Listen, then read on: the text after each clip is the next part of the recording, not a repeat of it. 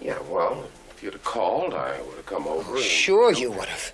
You'd comfort me, hold me, make me laugh, make me think I could take it, make me think I could take anything. Hollywood's golden age was built on glamour, but behind the velvet curtain, it was often a battlefield of egos, betrayals, and carefully built myths. We look back at the titans of the silver screen and see legends, but the people who worked with them, they saw human beings with all their brilliance, kindness, and sometimes, their sharp edges. In the world of classic Hollywood, few men were as universally beloved as James Garner.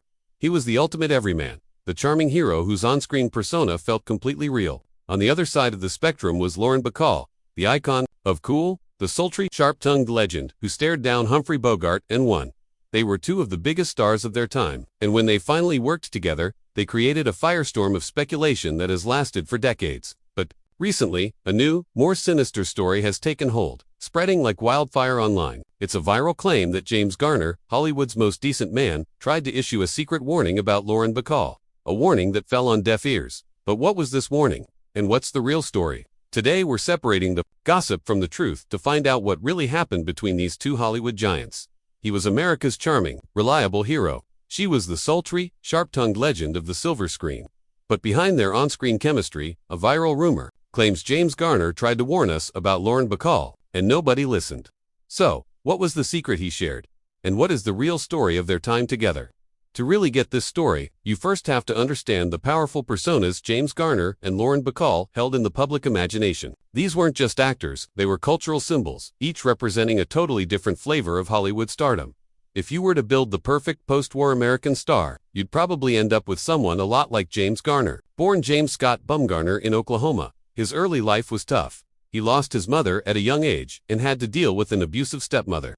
This scrappy upbringing forged a man who was grounded, unpretentious, and didn't trust authority. He wasn't groomed for stardom. He dropped out of high school, served in the Korean War, earning 2 Purple Hearts, and sort of stumbled into acting. His big break was the TV series Maverick in 1957. As Brett Maverick, he wasn't your typical square-jawed hero. He was a witty, reluctant hero who'd rather outsmart you than outdraw you. Audiences went nuts for it. Garner was so effortlessly charming that it was impossible to tell where the character ended and he began. This set the tone for his whole career. He was the guy you wanted to grab a beer with, the friend you could always count on. This image was cemented in the 1970s with the Rockford Files. As Jim Rockford, he was a private eye, living in a beat trailer, always broke, and often getting roughed up. He wasn't a superhero. He was a working man with an unshakable moral compass.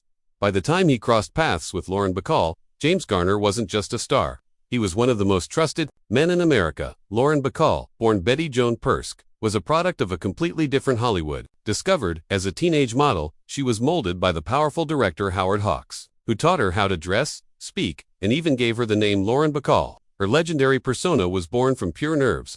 During a screen test, she pressed her chin to her chest to stop from shaking and tilted her eyes up, creating the look. That smoldering gaze, plus her deep, husky voice, made her an instant sensation at just 19. Her first film, To Have and Have Not, also introduced her to Humphrey Bogart, a star 25 years her senior. Their on-screen chemistry was electric, and their off-screen romance became a Hollywood legend.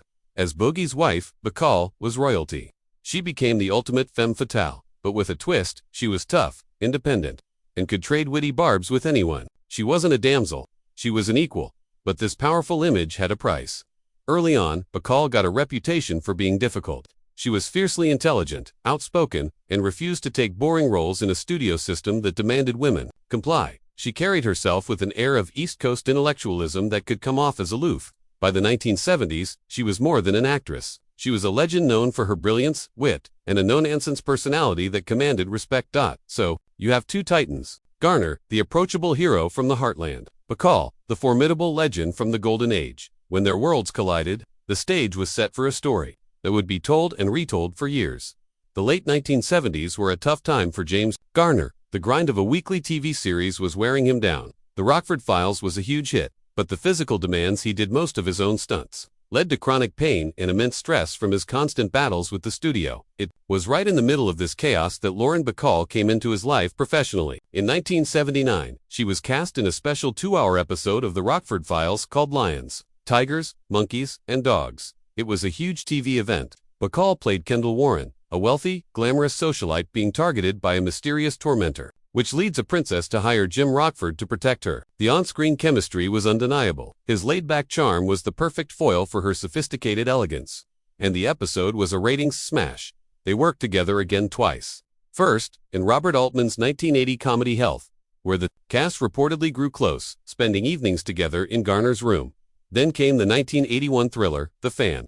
Bacall played a Broadway star stalked by an obsessed fan, with Garner as her concerned ex. The film's release was eerily timed, coming out just months after John Lennon's murder by a fan outside the Dakota, the very building where Bacall herself lived. The movie, however, was a commercial failure. It was around this time that the rumor mill went into overdrive. In 1979, at the height of his Rockford stress, James Garner separated from his wife of over 2 decades, Lois Clark.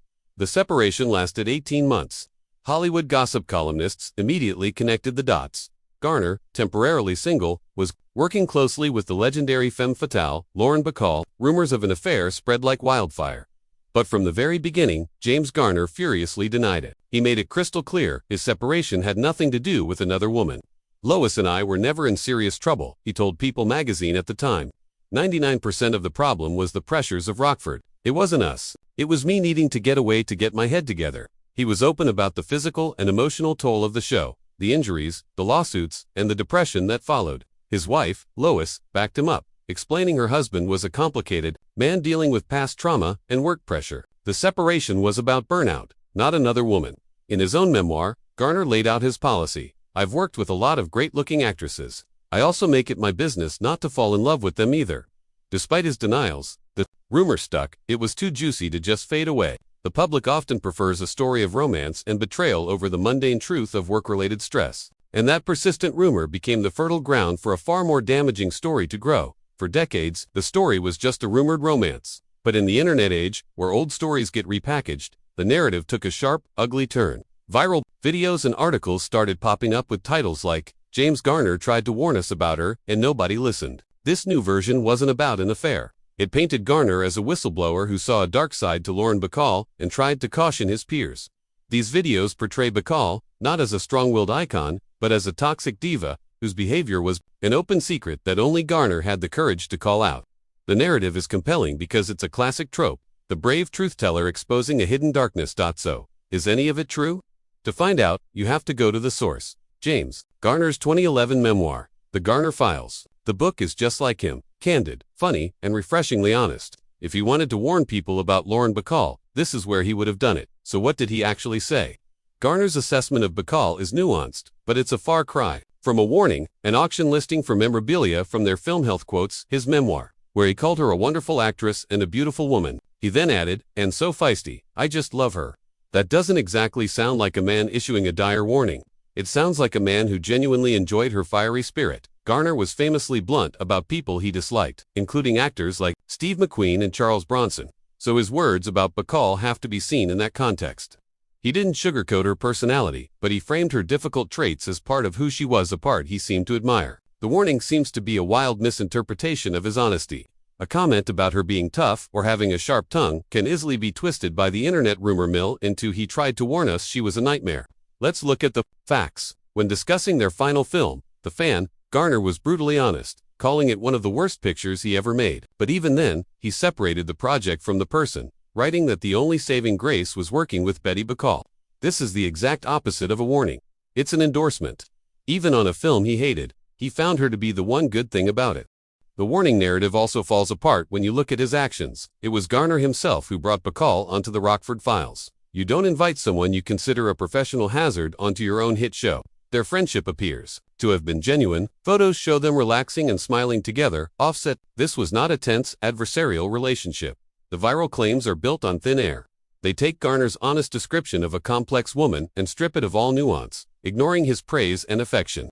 The warning is a modern invention, a piece of digital folklore created for clicks. James Garner didn't try to warn us about Lauren Bacall. He tried to tell us that he liked her, respected her, and enjoyed her fiery spirit of truth. That's far less sensational, but much more honest. The story of Garner's supposed warning is a masterclass in how modern media distorts history. It's a myth built not on evidence, but on twisting character and amplifying gossip. To understand why it's so popular, we have to look at the mechanics of online storytelling. First, there's zero credible evidence. No documented interviews from the time, no reputable biographies. and no first-hand accounts support the warning. Claim the sources pushing this narrative are almost all recent YouTube videos and blogs, many of which admit they're based on gossip. They use dramatic music and out-of-context photos to create a scandal where none exists. The narrative works by weaponizing its subjects' public personas. James Garner is positioned as the perfect witness. Because he was so beloved and known for his integrity, the idea that he would be the one to speak out gives the claim a false sense of credibility. The logic is twisted. If a man as decent as James Garner had a problem with her, she must have been truly awful. It uses his good name to attack hers. At the same time, the myth exploits Lauren Bacall's long-standing reputation for being difficult. She was strong-willed, outspoken, and demanding, traits often praised in men but labeled as problematic in a powerful woman of her era. The viral narrative takes this pre-existing, gendered perception and blows it up. It whispers to the audience, "You know how those strong Hollywood women can be? Well, here's proof. Even the nicest guy in town couldn't stand her."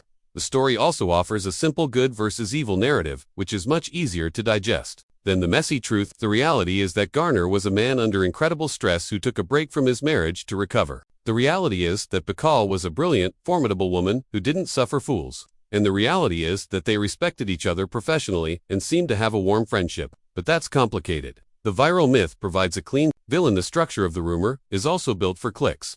Titles, like "He Tried to Warn Us," create a curiosity gap, promising a secret that Hollywood ignored. This makes the viewer feel like they're getting insider information. Once this emotionally charged narrative is out there, it gets repeated across social media. The sheer volume creates an illusion of truth, where repetition is mistaken for proof. In the end, this myth has little to do with what actually happened between James Garner and Lauren Bacall. It's about how their legacies are being used today. It's a cautionary tale about how easily history can be rewritten in our digital world, where nuance is torched for sensationalism and reputations are tarnished for clicks. The story of James Garner and Lauren Bacall isn't the scandalous tale that modern rumors claim. It's a quieter, more complex story of two professionals who found mutual respect and admiration for one another. James Garner's own words show he was a man who appreciated the feisty spirit of a legendary actress, even calling her the only saving grace on a film he despised. Lauren Bacall was a force of nature, a survivor whose strength was key to her iconic persona. The rumors that swirl around them today say far more about our current media landscape than they do about the stars themselves, revealing a hunger for simple, dramatic stories over the complicated truth. The real tragedy isn't that a warning was ignored, but that the genuine respect between two great artists has been so carelessly twisted. What do you think? Is this kind of rumor about classic stars harmless gossip, or does it damage their legacies? Let us know in the comments below. And if you enjoyed this look into one of Hollywood's most persistent myths, don't forget to like and subscribe for more untold stories. Thanks for watching.